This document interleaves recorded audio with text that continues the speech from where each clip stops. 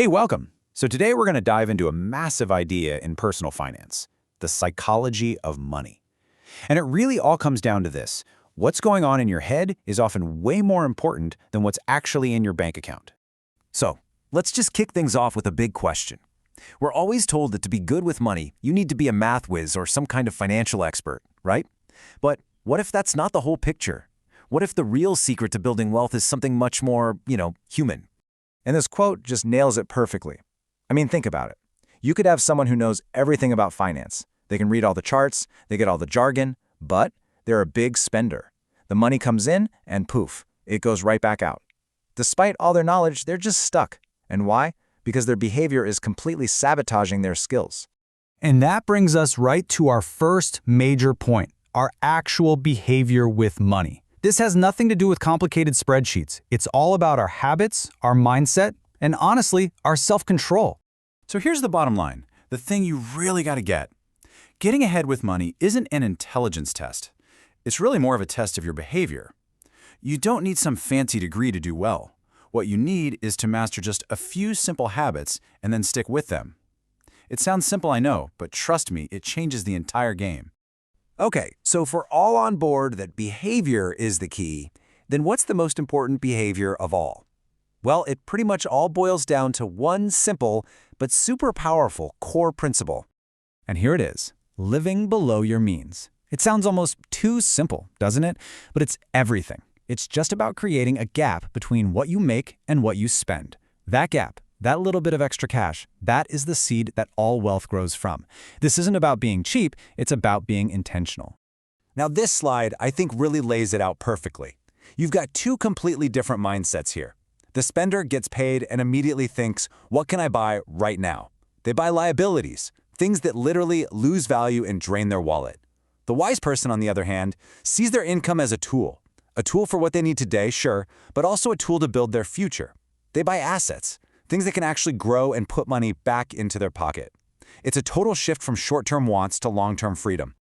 All right, so you've done it. You've created that gap by living below your means. You have this extra money. So what do you do with it? You can't just let it sit in a bank account doing nothing. You have to put it to work. And that brings us to our next topic, the stock market. See, saving is step one. It's absolutely essential.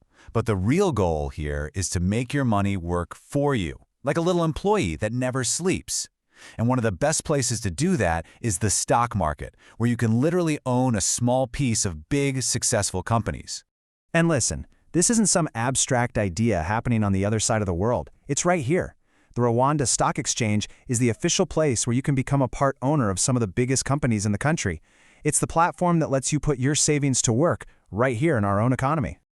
Okay, so you bought some shares in a company. Awesome, but how does that actually make you money?